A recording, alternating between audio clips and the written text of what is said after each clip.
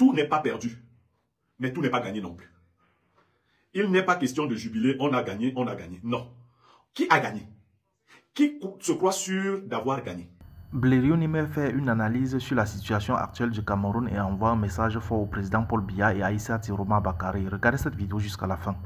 Il est de notoriété publique, il est connu de tous. Qu'on a souvent dit que le grand bastion électoral du Cameroun se trouve dans le Grand Nord, c'est-à-dire l'extrême nord, le nord et la Damawa. Et si on fait une petite étude comparative, on se rend rapidement compte que c'est de là-bas que le président de la République, Paul Biya, tirait l'essentiel de son électorat. Mais comme par enchantement, il y a eu une sorte de basculement du socle électoral camerounais vers le centre, le sud. Actuellement, la région qui a eu le plus grand nombre d'électeurs, gardez-vous bien, c'est la région du centre. Mais c'est merveilleux.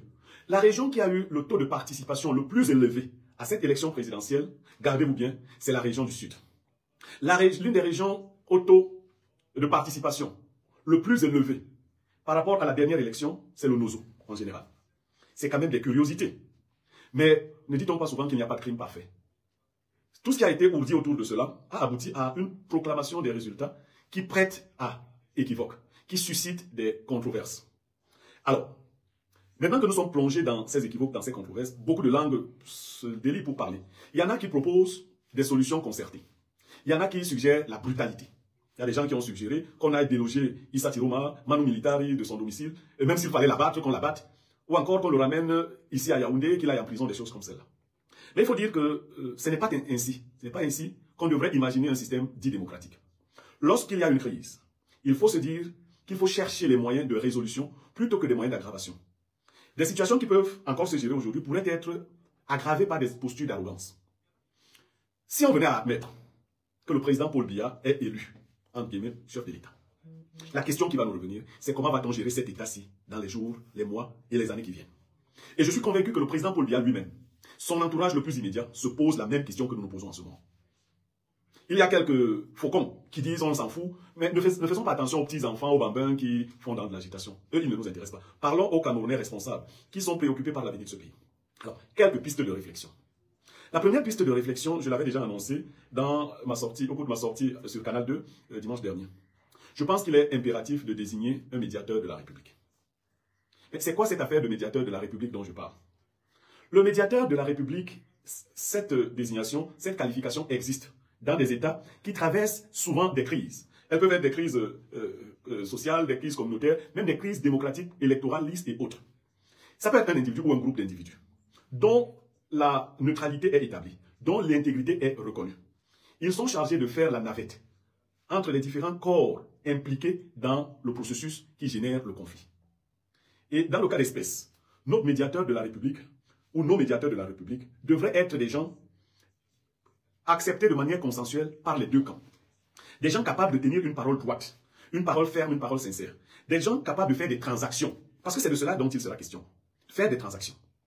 Ce médiateur de la République doit être reçu par l'autorité qui dirige le pays actuellement, c'est-à-dire Paul Biya lui-même en personne. Première chose.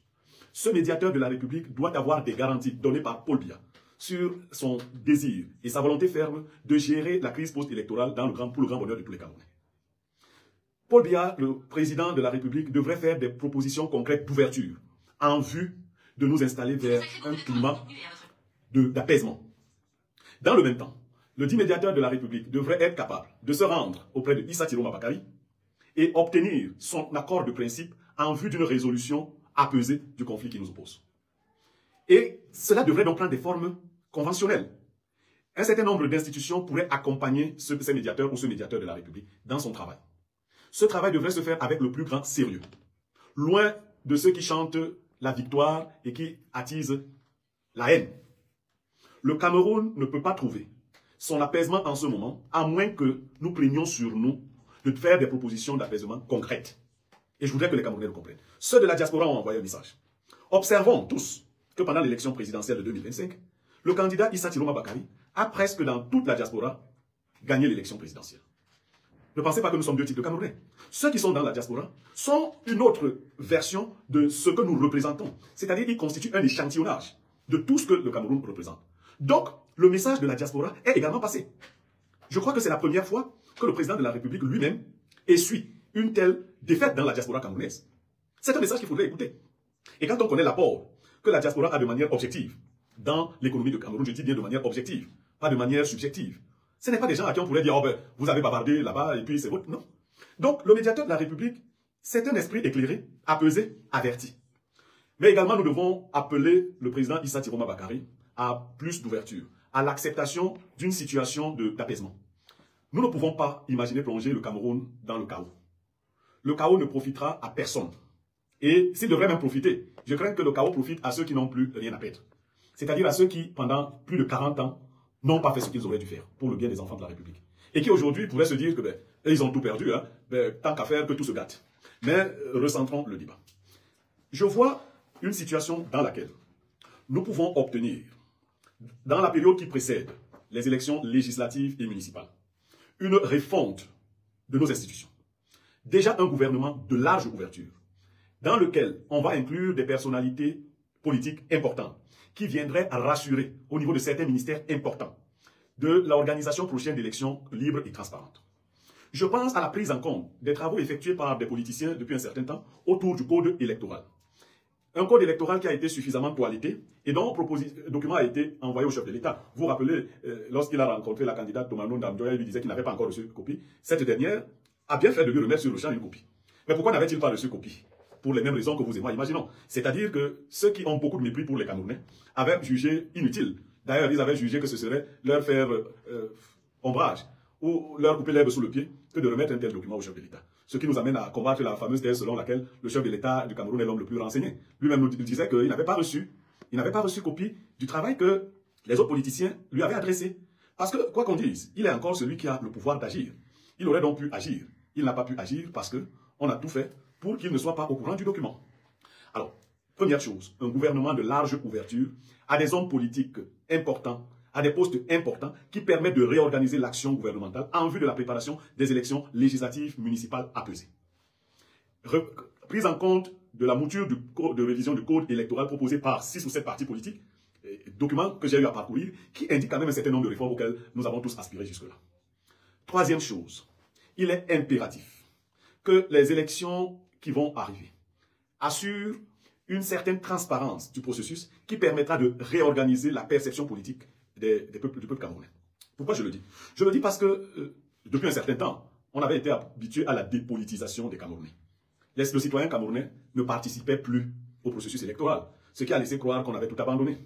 Ben, à l'occasion de l'élection présidentielle de 2025, il y a eu un regain important de l'intérêt pour la chose politique. Et je vais prévenir les uns et les autres que si ce regain est bien entretenu, la participation aux élections législatives et municipales risquerait d'être encore plus importante. Ça, il faut le penser, il faut le savoir.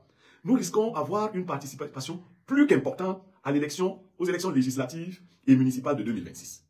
Et cela pourrait reconfigurer la classe politique sans que nous ayons besoin de casse.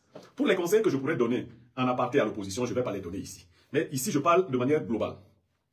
Si nous prenons l'option de la paix que nous souhaitons, il va falloir que chacun lâche du lest. Il va falloir que le pouvoir en place, connaissant la vérité, mieux que quiconque, ne serait-ce que celle que lui-même a voulu proférer. Parce qu'il s'agit de quoi? Il s'agit de dire que dans le Grand Nord en général, le Nord, l'extrême Nord, l'Adamawa, quand vous prenez les trois, Issa Tiroma Bakari a gagné. Je veux dire qu'ils ont dit que Issa Tiroma avait perdu légèrement dans l'extrême Nord, il a gagné dans le Nord, il a gagné dans l'Adamawa, et quand vous faites la somme des trois régions, vous divisez par 3, il passe devant le président Paul Biya. Donc on peut considérer qu'il contrôle le Grand Nord. Il a gagné dans le littoral, ils l'ont admis, ça fait 4 régions. Il a gagné dans toute la diaspora. Il a gagné à l'ouest, ça fait 5 régions, plus la diaspora 6. Parce qu'il faut compter la diaspora comme une région du Cameroun. Il est resté au président Paul Biya d'avoir gagné au centre, au sud, à l'est. Et miraculeusement, au Nozo. Ça, nous sommes obligés de le dire. Le président de la République a miraculeusement gagné l'élection au Nozo. Nous voulons mettre d'abord le Nozo hors de cette affaire-là, un peu de côté. Donc, je crois que dans ces conditions, l'orgueil ne peut plus être la méthode d'administration de cette problématique. Nous ne pouvons pas être face à une telle réalité. Laissons les détails des chiffres. Regardons la réalité en face. Vous avez en face de vous quelqu'un qui contrôle tout le Grand Nord, qui contrôle l'Ouest, qui contrôle le littoral, qui contrôle toute la diaspora. Et vous dites que cela n'est pas un message, qu'on peut s'en passer, on peut tourner la page. Ce n'est pas sérieux. Et je ne pense pas que ce soit la posture du chef de l'État ou de ses meilleurs conseillers. Les faucons doivent se tenir en dehors de cette instance-ci pour écouter les voix intelligentes. Et les voix intelligentes demandent que dans l'immédiat, dans des délais suffisamment raisonnables, un dialogue, un pont soit lancé entre le président de la République, Paul Biya, et le candidat Issa Tiroma Bakari. Ils ont travaillé ensemble, ils se connaissent. Vous savez, quand on écoute le président Issa Tiroma Bakari parler, on a le sentiment que c'est quelqu'un qui a préparé quelque chose de particulier. Je veux dire quelqu'un qui a saisi l'environnement. Quelqu'un qui a eu une posture avant de se lancer. On ne l'a pas attendu, hein. On ne l'attendait pas. Comme beaucoup disent, on a préparé la géographie, l'histoire est venue. Maintenant donc que c'est des gens qui ont travaillé. Je peux comprendre quelques égos surdimensionnés autour du chef de l'État qui viendraient à penser que ce serait faire preuve de faiblesse. Non, ce ne serait pas faire preuve de faiblesse, mes chers. Non du tout. En ce moment précis, que le chef de l'État Paul Biya tende la main, une main fraternelle, amicale et sincère, au président Issa Tiroma Bakari, ce ne serait pas de la faiblesse, ce serait de l'intelligence des situations. C'est comme ça qu'on appelle ça. Ce serait une intelligence de situation parce que leur commande que nous descendions de nos escabeaux, que nous descendions de nos grands chevaux, pour considérer les véritables voix que le peuple nous a fait entendre. Je suis certes partisan ou que j'ai un penchant pour l'opposition en général, mais j'ai beaucoup plus d'amour pour ce pays. Vous savez, nous subissons un certain nombre de pressions dont nous ne parlons pas toujours. Mais chaque fois, je dis aux gens, vous pouvez même emprisonner Blevio Nyameke, Abba Oyono professeur, Dr Mono, Anissé Ekane, et beaucoup d'autres dont on ignore les noms. On peut tuer la dame, le mari de la dame qui est mort de côté de Bilongue. On peut tuer. Mais vous ne pourrez pas, dans le long terme, tuer tous les Camerounais qui sont dans leur fort intérieur des Blevio Nyameke, des Anissé Ekane, des Abba Oyono. On devrait vivre dans le même pays. Et moi, je ne rêve pas d'un pays où les uns et les autres passeraient le temps à fuir parce que tel gouvernement est venu. Non, j'ai entendu un jeune irresponsable dire que lui, il savait que son sort était lié. Si Biya perdait le pouvoir, il devrait quitter le pays. Non. Cet esprit devra prendre fin. Il ne faudrait plus que les Camerounais soient obligés de fuir le Cameroun pour exprimer leurs idées. Les Camerounais ne prennent pas les armes contre la nation. Les armes verbales, c'est tout ce qui nous reste. Pourquoi imaginer à chaque fois qu'il va falloir s'exiler pour s'exprimer? Nous allons vivre dans le même pays. Nous allons apprendre à vivre ensemble comme des frères. Avec nos différences, avec nos antagonismes, avec nos mésententes, avec l'esprit que nous devons générer, l'esprit de la démocratie. Parce qu'en fait, vous voyez toutes les contradictions qui se vivent dans les démocraties dans le monde. Je crois que l'élection, l'avant-dernière élection qu'avait perdu Donald Trump aux États-Unis a donné lieu à des violences énormes. On s'est attaqué même à des symboles de la République. Mais je ne crois pas qu'à l'occasion, les républicains qui avaient perdu l'élection avaient quitté les États-Unis pour aller s'exiler en attendant que Donald Trump redevienne président. Auquel cas aujourd'hui, les démocrates quitteraient aussi le pays pour... Non, nous ne sommes pas des sauvages. Nos frères qui ont été obligés à un moment donné de quitter le Cameroun devraient revenir, que ce soit sous le régime de Biya ou celui d'un autre. Et ceux qui ne sont pas d'accord avec nous aujourd'hui ne devraient pas craindre de quitter le pays parce qu'un autre aura pris le pays. Mais il arrivera bien, chers frères, qu'un autre prenne ce pays. Ça, de manière inéluctable, cela va arriver, qu'un autre Camerounais prenne la direction de ce pays. Et je suis carrément sûr que ce sera une alternance. C'est-à-dire que quoi qu'on fasse, après Paul Biya, nous allons connaître une alternance au Cameroun. Mais c'est nous qui devons commencer à préparer les esprits pour une alternance pacifique. Un autre point qui mérite d'être abordé, c'est la question de la manipulation communautariste qui revient très souvent. Lorsque je jette un coup d'œil synoptique sur les réactions des uns et des autres, j'ai le sentiment que des gens se croient obligés d'avoir des réactions identitaires. Je veux dire, réagir en fonction de la tribu.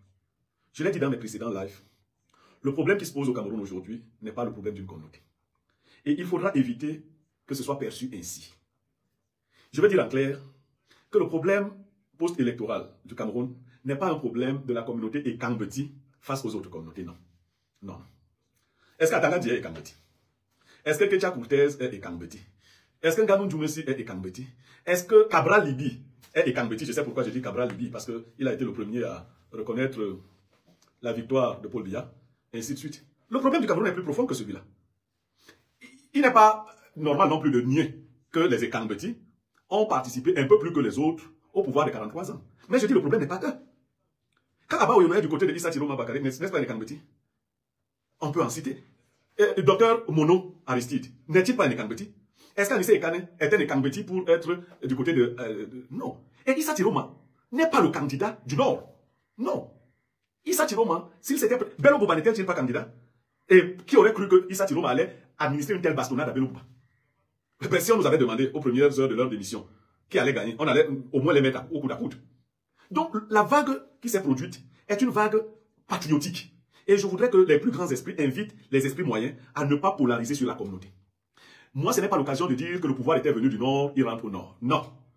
Si le pouvoir s'était retrouvé au Nord, c'est tout à fait par hasard. Il avait démarré dans le centre avec André Maringida. Il est allé au Nord avec Aïdjo. Il est venu dans le Sud. Aujourd'hui, nous nous sommes autodéterminés. Ce n'est ni le Nord, ni le Sud, ni l'Ouest, ni... C'est un sursaut patriotique qui impose que les Camerounais aillent vers de nouveaux horizons. Donc, vers ces nouveaux horizons, il y aura tout le monde. Mais en attendant que ces choses se mettent en place, en attendant d'entrevoir clairement la situation post-électorale, avant la prestation de serment qui devrait avoir lieu jeudi, nous l'indiquons encore. Il y a des actions importantes, pragmatiques qui doivent être menées. L'État n'a pas besoin de faire du bruit, mais il doit agir. J'ai lu dans certaines presses, les gens qui encouragent le président Paul Biya à passer directement à la nomination d'un gouvernement et autres. Oui, mais ce gouvernement dont nous parlons, ce serait lequel? Ce serait le fait de reconduire quelques membres du RDPC et y ajouter les premiers qui ont félicité le chef de l'État, comme on le soupçonne? C'est-à-dire ces petits candidats qui ont eu les 1,5%, 2,5% et tout ça? C'est ça? C'est ça l'apaisement? Non, mais si vous allez vers cette voie-là, c'est pas la voie de l'apaisement. Mais soyons même logiques. Gardons même à chacun son pourcentage. Issa Tiroma Bakari, vous lui avez donné 35%. Toute la petite opposition là a eu moins de 12%. Vous pensez que vous pouvez faire appeler le gouvernement de l'ouverture? Un gouvernement qui exclurait celui qui a eu 35% plus toute la diaspora et qui prendrait en compte les mingris, comme on dit là, qui ont ramassé les choses qui tombaient et que cela serait représentatif de ce pays. Nos pays demandent du sérieux. Si ces gars-là sont venus là pour attendre des strapontins, il faut les recevoir. Puisque le peuple vous a dit qu'ils ne valent rien. Le peuple vous a dit que Joshua aussi ne vaut rien. Le peuple vous a dit que Cabral Libi ne vaut rien. Le peuple vous a dit que Bello Bouba ne vaut rien. Le peuple vous a dit que Tomanon Damjoya ne vaut rien. Le peuple vous a dit que Matomba Serge ne vaut rien. Le peuple vous a dit que Iodi Iram ne vaut rien. Le peuple vous a dit que Sexta ne vaut rien, ainsi de suite. Le peuple vous a dit que Biya avait un seul adversaire, Issa Tiroma Bakari. Mais écoutez ce peuple. Et Issa Tiroma Bakari est donc l'incarnation actuelle de la volonté patriotique du peuple. N'allez pas récompenser des amis qui vous ont dit que non, nous on va venir applaudir, on va dire que vous avez gagné. En allant dans cette logique, vous n'allez pas calmer la situation. Mais mieux encore, j'espère que ceux qui prendront des décisions actuellement savent que les législatives et les municipales ne sont pas dans 5 ans. C'est-à-dire que c'est dans quelques mois là. Et que tout pourrait basculer à l'occasion. Mais alors, un peuple beaucoup plus réfléchi pourrait s'organiser à contrôler de manière systématique les élections législatives et municipales et régler carrément ce problème. Il faudrait simplement dans ce cas de figure que l'opposition camerounaise, la vraie, fasse preuve d'intelligence. Et je vois déjà cette intelligence se dessiner. Eh bien, je vais vous dire, il y a quelqu'un dont la parole est devenue très rare et tout le monde cherche sa parole ces derniers temps. Le professeur Maurice Kamto. Faisons très attention. J'ai entendu beaucoup de critiques, moi-même j'en ai formulé à l'endroit de ce monsieur. Mais observez depuis sa sortie du Conseil constitutionnel le 5 octobre. Maurice Kamto s'est tué. Chez les Bassa, on dit si tu tapes sur un chien, tu sais qu'il s'est tué pourquoi. Très souvent, ce chien va tourner et revient en catimini te mordre. Et très souvent, il te mord mortellement. Il faut faire très attention. On ne peut pas avoir un individu dont le monde entier reconnaît l'intelligence à ce point et penser qu'on peut le ridiculiser comme on l'a fait, sans conséquence. Je vous assure, c'est manquer d'intelligence. Il a souvent eu des sorties, certaines que je n'ai pas approuvées. Mais depuis un certain temps, il utilise une arme terrible, le silence. Qui s'est demandé à quoi renvoie le silence de Maurice Kamto? Qui s'est demandé? Vous pensez que Maurice Kamto a disparu de la scène politique, c'est fini, comme j'entends quelques-uns dire? Vous vous trompez.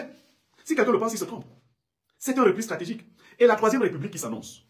Les intentions d'apaisement que nous indiquons obligent que quelqu'un comme Maurice Kamto soit au centre de cet apaisement. C'est même l'un des piliers de cet apaisement. Et donc j'indique là des voies claires pour ceux qui croient ne pas voir, ceux qui ne voient pas bien ou qui refusent de voir. Nous ne pourrons pas nous passer de l'apport de quelqu'un comme Maurice Kamto. Vous avez vu le président Issa Tiroma l'accompagner au Conseil constitutionnel. Vous avez suivi les différentes interventions du président Issa Tiroma lorsque la candidature du professeur Maurice Kamto a été finalement rejetée par le Conseil constitutionnel. Vous avez entendu par ailleurs qu'il y a eu des rapprochements entre le professeur Maurice Kamto et un certain nombre d'opposants. Vous pensez que son attitude devrait être plus bavarde que celle qu'il a eue, plus éloquente? Sans le dire, il a indiqué un certain nombre de choses. Et je pense qu'il fait partie des personnes sur lesquelles on devra compter pour remettre un certain nombre de choses sur pied. Donc, notre message d'apaisement, notre message de regroupement va dans le sens de dire tout n'est pas perdu, mais tout n'est pas gagné non plus. Il n'est pas question de jubiler, on a gagné, on a gagné. Non. Qui a gagné? Qui se croit sûr d'avoir gagné? Toute victoire doit pouvoir s'étendre dans la durée. Mais la fragilité d'une victoire peut devenir dangereuse entre les mains de celui qui la possède pour l'instant. Et la victoire durable, dans le cas d'espèce, ne peut être qu'un esprit d'apaisement et d'ouverture.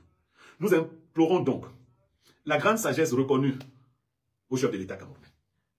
Nous lui demandons de ne pas écouter les sons des faucons, des va-t-en-guerre, des gens qui s'accrochent à leur strapontin parce qu'ils ont besoin de protection de l'État, mais d'écouter le cœur des Camerounais qui lui parlent. Je crois qu'en tant qu'homme d'État, il a pris la mesure du message qui lui a été envoyé. Et je sais que le président Paul Biya a été informé des résultats vrais de chaque bureau de vote. Et qu'au fond de lui, il sait que les Camerounais se sont exprimés. Et il connaît la version exacte du discours que les Camerounais ont envoyé. Ce n'est pas faute d'amour pour le président Paul Biya. Les Camerounais ont beaucoup aimé le président Paul Biya. Les Camerounais ont beaucoup supporté le président Paul Biya. Président Paul Biya, nous avons traversé avec lui des moments les plus difficiles de notre nation. Les crises économiques, les guerres fratricides, ainsi de suite. Nous ne l'avons pas lâché. Le Nord Cameroun, dont on parle aujourd'hui, a beaucoup soutenu le président Paul Biya. Il dit d'ailleurs de Marois que c'est la fille aînée du renouveau. Mais le Grand Nord a empêché à la secte Boko Haram d'envahir notre pays. Les Camerounais aiment donc profondément ce pays et le président Paul Biya. Mais chaque chose a un terme. Et le terme commence à se dessiner. Et il est souhaitable que ce terme soit heureux, d'abord pour lui-même le président Paul Biya, mais aussi pour la large majorité des Camerounais. Les séparations les plus réfléchies sont les plus belles. Nous allons nous séparer, un jour ou l'autre. Mais il vaudrait mieux se séparer dans la paix. Qu'on ne garde pas de souvenirs trop tristes de cette séparation. Parce que même par la force des choses, nous allons nous séparer. Vous savez, dans ma langue, on dit que la chèvre avait dit à la corde qu'on se séparera un jour. La corde ne croyait pas. Partout où on amenait la chèvre, elle était avec la corde. Quand on l'amenait au marché, on l'a encore amenée avec la corde. La corde a dit à la chèvre, tu as dit qu'on va se séparer, nous voici ensemble. La chèvre lui a dit qu'on se séparera un jour. Quand on a tué la chèvre, au moment de la mettre dans la marmite, on a jeté la corde. Alors la tête de la chèvre a dit à la corde, nous voilà enfin séparés. Nous allons nous séparer un jour. Mais de quelle manière? Cela dépend en grande partie de vous, patriarches. Vous l'êtes non seulement par votre âge, mais par votre expérience. Nous ne voulons pas être de ceux qui passent par l'invective ou la violence. Cela ne nous profite pas. Mais nous voulons être la voix de ceux qui viennent vous dire. Écoutez aussi des sons différents. Arrêtez d'écouter ceux que vous connaissez, ceux qui tirent profit de leur posture. Et qui croient, et qui vous disent à tort, qu'après vous, le Cameroun est fini. Non, président. Lorsque Amadou Ahidjo vous cédait le pouvoir, il était âgé de 58 ans. C'est vrai qu'il avait eu des soubresauts de santé. Mais il y avait d'autres personnes qui lui disaient qu'il devait céder le pouvoir à un frère du Nord. Il leur avait donc dit à cette époque que ce ne serait pas pour le bien du Cameroun que le pouvoir ayant été géré 22 ans à la tête de l'État, 2 ans comme Premier ministre et 22 comme chef de l'État, 24 en tout, qu'on retourne ce pouvoir à un enfant du Grand Nord, que cela ferait une sorte de frustration du point de vue communautariste. C'était une conception. Vous également, vous devez dire à certains frères de tribus, à certains frères de communauté, que sans réduire l'État aux communautés, il ne serait pas bon que des frères proches de la communauté veuillent vous garder en captivité pour que vous serviez leurs intérêts. Les intérêts de la nation camerounaise sont au-dessus des communautés que nous constituons. C'est pour cela que personnellement, je ne réagis qu'avec très peu d'intérêt vis-à-vis de ceux qui m'interpellent par rapport à ma communauté d'origine. Mais les Bassa, si nous sommes des Camerounais comme les autres, pourquoi imaginer un pouvoir qui soit un pouvoir Bassa? Ça donnerait quoi au Bassa en particulier? Un chef d'État qui serait... Si moi je suis chef d'État, qu'est-ce que j'apporterais de particulier au Bassa?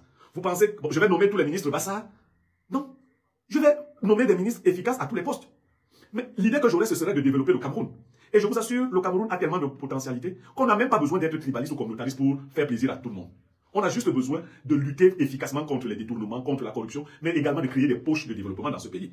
Moi, président, je suis sûr que les Bassa en profiteraient au même titre que nos frères à l'est, au fond de l'est du Cameroun, au fond du sud du Cameroun, dans le nord Cameroun, parce que ce serait un développement auto-centré.